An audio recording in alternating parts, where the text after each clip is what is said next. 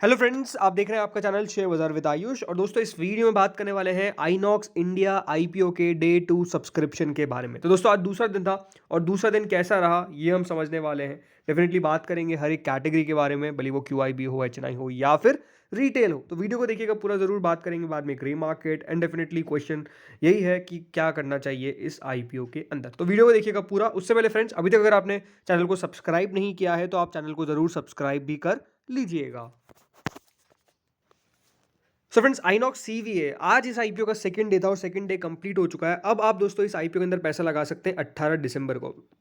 काफ़ी लोग पूछते हैं कि क्या सैटरडे संडे को मैं एप्लीकेशन लगा सकता हूँ। देखिए, एप्लीकेशन आप चाहे तो लगा सकते हैं अगर आप असबा के थ्रू लगा रहे हैं, क्योंकि यूपीआई का शायद तक ही मैंडेट आएगा। लेकिन हाँ, अगर आप असबा के थ्रू लगा रहे हैं तो लग जाता है। लेकिन वो काउंट कब होगी? वो 18th को ही काउंट होगी। तो ये बात आपको समझनी है, क्योंकि काफ़ी लोग कमेंट करते हैं नहीं हम तो सैटरडे संडे को भी लगाते हैं। तो आप लगा सकते हैं ना, लेकिन याद रखिए वो काउंट कब होने वाली है? वो 18 दिसंबर को ही काउंट होने वाली है, क्योंकि सब्सक्रिप्शन बंद हो जाता है सैटरडे संडे को। तो इस बात का आपको ध्यान रखना है, ठीक है। बाकी फेस वैल्यू ₹2 पर शेयर की है। प्राइस बैंड 627 से 660 रुपीज़ पर शेयर का है। बट याद रखिएगा आपको शेयर कौन सी प्राइस पे मिलेंगे? 660 पे, यानी अपर प्राइस बैंड पे। 22 शेयर्स का दोस्तों एक लॉट रखा गया है कंपनी ने। 1459.32 करोड़ का ये इशू है। और ये पूरा का पूरा क्या है? ऑफर फॉर सेल, यानी कंपनी के पास एक भी पैसा नहीं जाने वाला। ये सारा पैसा कंपनी के प्रमोटर्स के पास जाएगा। लिस्टिंग कवर होगी बीएसई और एनएसई दोनों के ऊपर।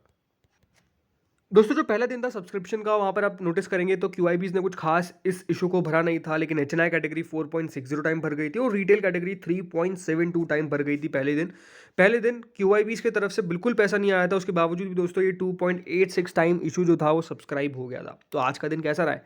क्या क्यूआईबी की कैटेगरी पूरी भर पाई है या फिर अभी तक नहीं भरी है? चलिए ये देख लेते हैं।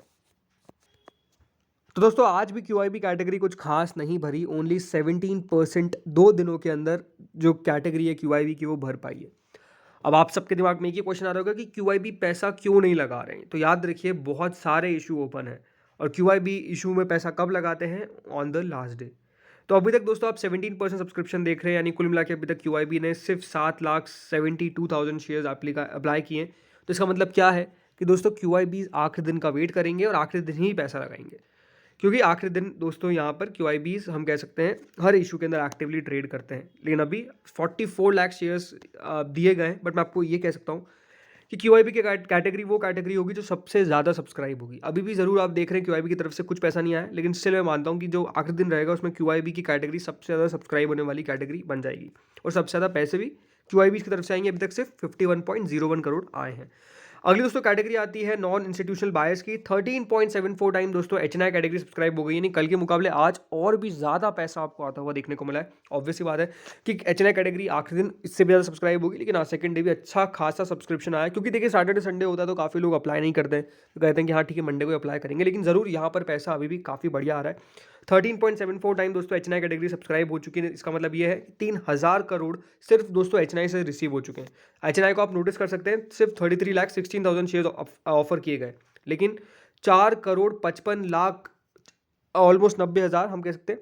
तो इतने शेयर्स दोस्तों यहाँ पर हम कह सकते हैं एचएनआई ने अभी तक सब्सक्राइब कर दिए हैं। और अभी एक दिन और बाकी है। एचएनआई में याद रखिएगा दो सब कैटेगरीज होती है, बिग एनआई और स्मॉल एनआई। तो big NI almost 12 time subscribe हुआ है and small NI 17.24 time subscribe हुआ है। बिग एनआईज ने अभी तक कुल मिला के 1750 करोड़ लगाए हैं और स्मॉल एनआईज ने ऑलमोस्ट 1257 करोड़ लगाए। लेकिन अभी एक दिन और बाकी है, तो यहाँ पे तो और सब्सक्रिप्शन आना बाकी है। मान के चलिए मेरे हिसाब से स्मॉल एचएनआई कैटेगरी ऑलमोस्ट 30 से 35 गुना के आसपास सब्सक्राइब होगी और ये भी 30 से 34 गुना के आसपास सब्सक्राइब होनी चाहिए। जिस तरीके का ये आईपीओ है, बहुत अच्छी कंपनी मुझे लगती है, तो इस हिसाब से मैं मानता हूँ कि 35 से 34 गुना सब्सक्रिप्शन जो है वो आपको क्यूआईबी एचएनआई की तरफ से आता हुआ देखने को मिलेगा। क्यूआईबी की तरफ से तो मैं मानता हूँ कि 100 गुना से ज़्यादा सब्सक्रिप्शन आएगा। जी हाँ, 100 गुना से ज़्यादा।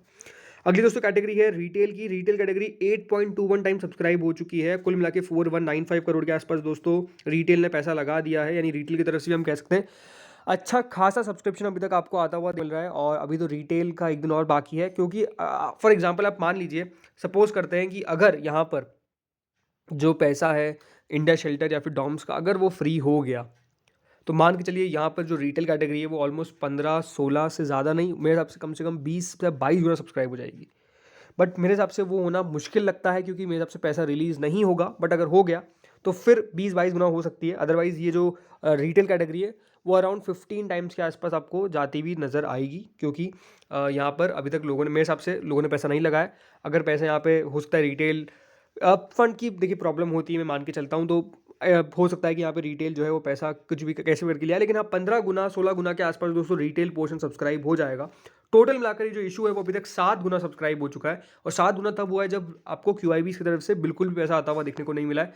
7,255 करोड़ अभी तक दोस्तों इस आईपीओ के अंदर आ चुके हैं। तो आप समझ सकते हैं कि आईपीओ मार्केट कहाँ पे है अभी, मतलब पैसा बस आप आईपीओ लेकर आइए, पैसा आ जाएगा, आपकी कंपनी थोड़ी भी अच्छी हो। इस तरीके का दोस्तों अभी बाजार में डिमांड देखने को मिल रहा है। हाँ, क्वेश्चनेबल है कि क्या ये सही है या फिर गलत है, लेकिन अब क्या कर सकते हैं, देखिए इसी को तो बुल मार्केट कहते हैं।